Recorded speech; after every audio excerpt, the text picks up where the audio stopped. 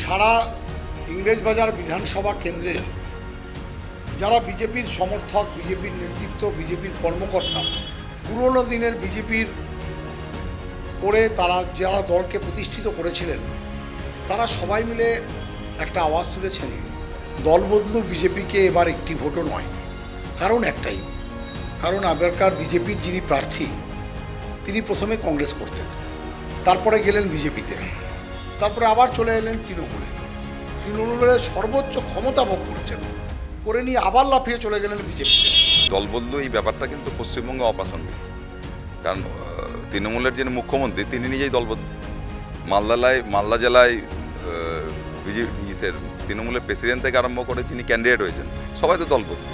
তো দলবদলুতে বিষয়টি অপ্রাসঙ্গিক করে দিয়েছে ওরা। তো এটা নিয়ে আবার আলোচনার কি আছে?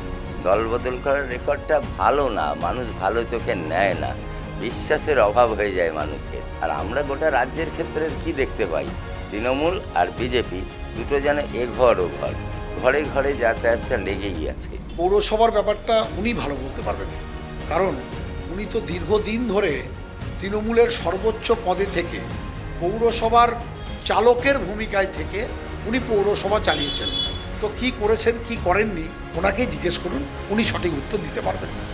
শুনুন, এখানে এইটা আগেই স্মার্ট সিটি হওয়া দরকার ছিল, উত্তরবঙ্গের গেটওয়ে, এটা সেটা হয়নি।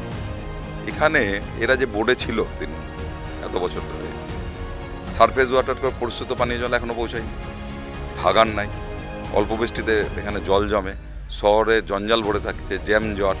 আর কি লাগবে ইস্যু? করেছেটা কি এরা?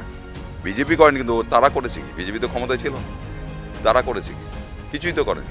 এই ইংরেজবাজার শহর, এই শহরটা বহু প্রাচীন শহর, কিন্তু এই শহরকে যেভাবে দেখা উচিত ছিল 1995 সাল থেকেই এই পৌরসভা আমাদের হাতে নেই কার্যত।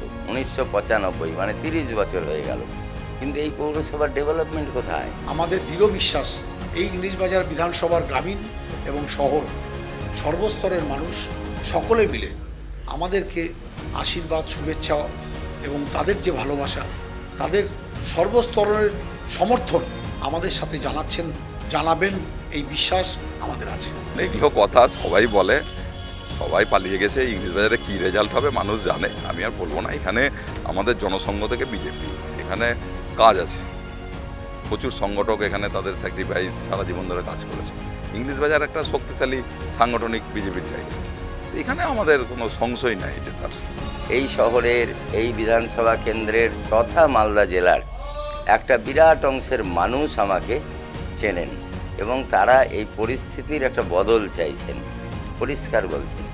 আবার বদল মানে এটাও পরিষ্কার করছেন যে বদল মানে এমন বদল যাতে পুরনো জ্যোতি বসু, বুদ্ধদেব ভট্টাচার্যের আমলের যে সরকার ছিল সেই সরকারটাকে ফেরাতে চাইছেন।